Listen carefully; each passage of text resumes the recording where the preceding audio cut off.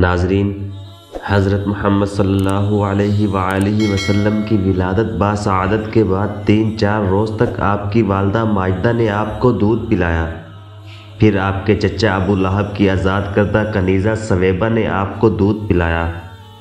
آپ کے چچا ابو لہب کو جب سویبہ نے آپ کی ولادت باسعادت کی خوشخبری سنائی تو ابو لہب نے اس خوشی میں اسی وقت سویبہ کو آزاد کر دیا، اور سویبہ ہی نے آپ سے بیشتر آپ کے سگے چچا حضرت حمزہ کو بھی دودھ پلایا تھا، اس لیے حمزہ رضی اللہ تعالی عنہ آپ کے رضائی بھائی ہیں، اور آپ کے بعد سویبہ نے ابو سلمہ کو دودھ پلایا۔ صحیح بخاری شریف میں ام المؤمنین حبیبہ رضی اللہ تعالی عنہ سے مروی ہے کہ میں نے ایک بار رسول اللہ صلی اللہ علیہ وآلہ وسلم کی خدمت میں یہ عرض کیا کہ میں نے یہ سنا ہے کہ آپ صلی اللہ علیہ وآلہ وسلم ابو سلمہ کی بیٹی درہ سے نکاح کا ارادہ رکھتے ہیں۔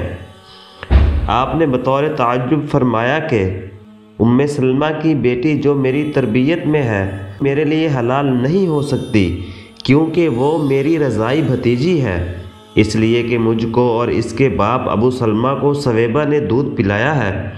ابن عباس رضی اللہ تعالی عنہ سے مروی ہے کہ نبی اکرم صلی اللہ علیہ وآلہ وسلم سے عرض کیا کہ اگر آپ حضرت حمزہ رضی اللہ تعالی عنہ کی بیٹی سے نکاح فرما لیں تو کیسا ہے؟ آپ نے فرمایا وہ میری رضائی بھتیجی ہے۔ سویبہ کے اسلام میں علماء کا اختلاف ہے۔ حافظ ابو مندہ نے سویبہ کو صحابیات میں ذکر کیا ہے۔ نبی اکرم صلی اللہ علیہ وآلہ وسلم سویبہ کا بہت اکرام فرماتے تھے۔ حضرت ختیجہ سے نکاح ہو جانے کے بعد سویبہ آپ کی خدمت میں حاضر ہوا کرتی تھی۔ ہجرت کے بعد بھی مدینہ منورہ سے آپ سویبہ کے لیے کبھی ہدیہ بھیجتے۔ جبکہ مکہ مکرمہ فتح ہوا تو آپ نے سویبہ اور ان کے بیٹے مسروح کو دریافت کیا۔ معلوم ہوا کہ دونوں کا انتقال ہو چکا ہے۔ پھر فرمایا کہ اس کے اقارب میں سے کوئی زندہ ہے تاکہ اس کے ساتھ کچھ سلوک اور احسان فرمائے۔ معلوم ہوا کہ اس کے خویش و اقارب میں سے کوئی بھی زندہ نہیں ہے۔ مرنے کے بعد ابو لہب کو کسی نے خواب میں دیکھا کہ نہایت بری حالت میں ہے۔ پوچھا گیا کہ کیا حال ہے؟ ابو لہب نے کہا کہ میں نے تمہارے بعد کوئی راحت نہیں دیکھی مگر صرف اتنی کہ سویبہ کے آزاد کرنے کی وجہ سے سر انگشت کی مقدار پانی پلا دیا جاتا ہے، یعنی جس انگشت کے اشارے سے آزاد کیا تھا اسی قدر مجھ کو پانی مل جاتا ہے۔ سویبہ کے بعد حلیمہ سعدیہ نے آپ کو دودھ پلایا۔ عرب میں یہ دستور تھا کہ شرفاء اپنے شیر خوار بچوں کو ابتدا ہی سے دیہات میں بھیج دیتے تھے تاکہ دیہات کی صاف و شفاف آب و ہوا میں ان کا نشو و نما ہو، زبان ان کی فصیح ہو اور عرب کا اصلی تمدن اور عربی خصوصیات ان سے علیحدہ نہ ہو۔ ابو بکر صدیق رضی اللہ تعالی عنہ نے ایک مرتبہ عرض کیا کہ یا رسول اللہ آپ کی زبان نہایت فصیح ہے۔ آپ نے فرمایا اول تو میں قریش میں سے ہوں اور پھر بنی سعد میں نے دودھ پیا ہے۔ اس دستور کے مطابق ہر سال بنی سعد کی عورتیں شیر خوار بچوں کی تلاش میں مکہ آیا کرتی تھیں۔ حلیمہ رضی اللہ تعالی عنہ فرماتی ہیں کہ میں اور بنی سعد کی عورتیں شیر خوار بچوں کی تلاش میں مکہ آئے۔ میرے ساتھ میرا شوہر اور ایک شیر خوار بچہ تھا۔ سواری کے لیے ایک لاغر اور دبلی گدھی اور ایک اونٹنی جس کا یہ حال تھا کہ ایک قطرہ دودھ کا اس سے نہ نکلتا تھا کہ ہم بھوک کی وجہ سے رات بھر نہ سوتے۔ بچے کا یہ حال کہ تمام شب بھوک کی وجہ سے روتا اور بلبلاتا۔ میرے پستانوں میں اتنا دودھ نہ تھا کہ جس سے بچہ سیر ہو سکے۔ چنانچہ کوئی عورت ایسی نہ رہی جس پر آپ صلی اللہ علیہ وآلہ وسلم پیش نہ کیے گئے ہوں، مگر جب یہ معلوم ہوتا کہ آپ یتیم ہیں تو فوراً انکار کر دیتی کہ جس کے باپ ہی نہیں اس سے حق الخدمت ملنے کی کیا توقع کی جائے۔ مگر یہ کسی کو معلوم نہ تھا کہ یہ وہ مبارک مولود ہے کہ جس کے ہاتھوں میں کیسر و کسریٰ کے خزائن کی کنجیاں رکھی جانے والی ہیں۔ دنیا میں اگرچہ اس کا کوئی والی اور مربی اور حق الخدمت دینے والا نہیں، مگر وہ رب العالمین جس کے ہاتھ میں تمام زمین اور آسمان کے بے شمار خزائن ہیں، وہ اس یتیم کا والی اور متولی ہے۔ اور اس کی پرورش اور تربیت کرنے والوں کو وہم و گمان سے زائد حق الخدمت دینے والا ہے۔ سب عورتوں نے شیرخوار بچے لے لیے، صرف حلیمہ خالی رہ گئیں۔ جب روانگی کا وقت آیا تو حلیمہ کو خالی ہاتھ جانا شاق معلوم ہوا۔ یک غیب سے حلیمہ کے دل میں اس یتیم کے لینے کا نہایت قوی داعیہ اور شدید تقاضا پیدا ہو گیا۔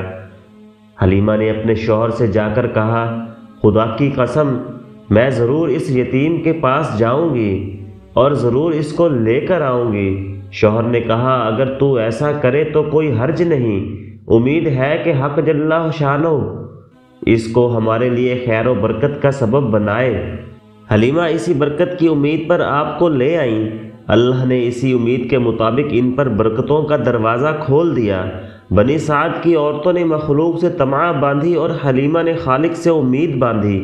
حلیمہ کہتی ہیں کہ اس مولود مسعود کا گود میں لینا تھا کہ پستان بالکل خشک تھے، وہ دودھ سے بھر آئے، اتنا دودھ ہوا کہ آپ بھی سیراب ہو گئے اور آپ کا رضائی بھائی بھی سیر ہو گیا۔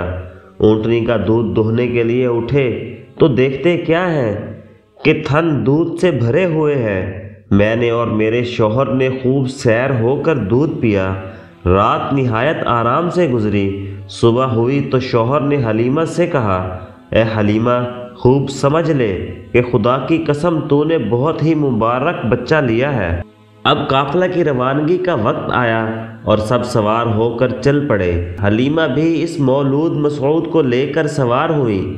حلیمہ کی وہ دبلی پتلی سواری جس کو پہلے چابک مار مار کر ہنکایا جاتا تھا، وہ اب برق رفتار ہے اور کس طرح تھامے تھمتی نہیں۔ اس وقت تو وہ ایک نبی کا مرکب بنی ہوئی ہے۔ ساتھ والی عورتوں نے پوچھا، اے حلیمہ یہ وہی سواری ہے؟ عورتوں نے کہا، واللہ اس وقت تو اس کی شان ہی جدا ہے۔ اس طرح بنی سعد میں پہنچے۔ اس وقت بنی سعد کی سرزمین سے زیادہ کسی جگہ قحط نہ تھا۔ میری بکریاں جب شام کو چراگاہ سے واپس آتی تو دودھ سے بھری ہوئی ہوتی اور دوسروں کی بکریاں بالکل بھوکی آتی، تھنوں میں ایک قطرہ دودھ کا نہ ہوتا۔ یہ دیکھ کر لوگوں نے اپنے چرواہوں سے کہا کہ تم بھی اسی جگہ بکریاں چرایا کرو جہاں حلیمہ کی بکریاں چرتی ہیں۔ چنانچہ ایسا ہی کیا گیا، مگر پھر بھی یہی ہوا کہ شام کو حلیمہ کی بکریاں پیٹ بھری ہوئی دودھ سے لبریز آتیں اور دوسری بکریاں بھوکی واپس آتیں، تھنوں میں دودھ کا ایک قطرہ نہ ہوتا۔ حلیمہ کہتی ہے کہ اللہ تعالی ہم کو اس طرح خیر و برکت دکھلاتا رہا اور ہم اللہ کی طرف سے اسی طرح خیر و برکت کا مشاہدہ کرتے رہے۔ اسی طرح جب 2 سال پورے ہو گئے تو میں نے آپ کا دودھ چھڑوا دیا۔